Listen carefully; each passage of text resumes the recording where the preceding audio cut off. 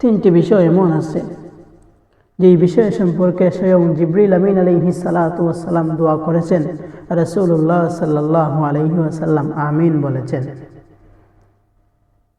হযরত কাব ইবনে উজরাহ রাদিয়াল্লাহু তাআলা আনহু থেকে বর্ণিত হাদিসের মধ্যে পাওয়া যায়, তিনি বলেন, রাসূলুল্লাহ সাল্লাল্লাহু আলাইহি ওয়াসাল্লাম একদা মিম্বরে ওঠার সময় 3 বার আমিন বললেন। সাহাবায়ে কেরাম জিজ্ঞেস করলেন, গো আল্লাহর রাসূল, আপনি মিম্বরে 3 বার আমিন বললেন, তার কারণ কি?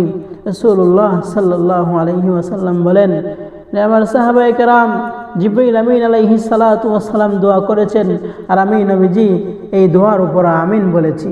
সেই 3টি দোয়া হলো, যেই ব্যক্তি রমজান মাস পাইল কিন্তু তার জীবনের গুনাহ মাফ করাইতে পারল না, ওই ব্যক্তির মতো হতভাগা আর কেউ নেই, আমি রাসূল আমিন বলেছি। দ্বিতীয়ত, যেই ব্যক্তির সামনে আমি রাসূলের নাম নেওয়া হইল কিন্তু ওই ব্যক্তি আমি রাসূলের উপর দুরূদ পাঠ করল না, ওই ব্যক্তির ধ্বংস হোক, আমি রাসূল আমিন বলেছি। তৃতীয়ত, যেই ব্যক্তি তার মা বাবাকে বৃদ্ধ অবস্থায় পাইল অথবা তাদের যে কোনো একজনকে বৃদ্ধ অবস্থায় পাইল কিন্তু তাদের খেদমত করে জান্নাত লাভ করতে পারল না, তার মতো হতভাগা আর কেউ হতে পারে না, আমি রাসূল আমিন বলেছি। 3টি দোয়া। রমজান মাস পাওয়ার পর নিজের জীবনের গুনাহ মাফ করাইতে পারলেন না।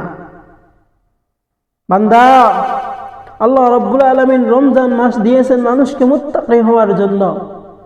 মানুষ যাতে মুত্তাকি হয়, মানুষ যাতে আল্লাহ তাআলার ওলি হয়ে যায়, এই জন্য আল্লাহ রাব্বুল আলামিন রমজান মাস দিলেন।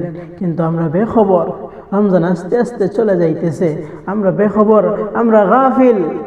আসুন আমরা রমজান মাসকে কাজে লাগাই, রমজানকে কদর করি, রমজানে আমার জীবনের সমস্ত গুনাহ মাফ করিয়ে নেই। যেই ব্যক্তির সামনে রাসূলের নাম নেওয়া হইল কিন্তু মানুষ দুরূদ পাঠ করল না, তার উপর ধ্বংস। অথচ আল্লাহ রাসূল সাল্লাল্লাহু আলাইহি ওয়াসাল্লামের উপর দুরূদ পাঠ করতে বেশি সময় লাগে না রে বান্দা, বেশি সময় লাগে না রে যুবক, বেশি সময় লাগে না রে বান্দা। রাসূলুল্লাহ সাল্লাল্লাহু আলাইহি ওয়াসাল্লামের উপর দুরূদ পাঠ করলে কত ফজিলত, কিন্তু আমরা গাফিল। তৃতীয়ত, মা বাবাকে পাইলেন বৃদ্ধ অবস্থায় কিন্তু মা বাবার খেদমত করার সুযোগ হইল না। মা বাবাকে বৃদ্ধ অবস্থায় পাইলেন, তাদের খেদমত করে জান্নাত লাভ করতে পারলেন না, এর মতো হতভাগা আর কেউ হতে পারে না।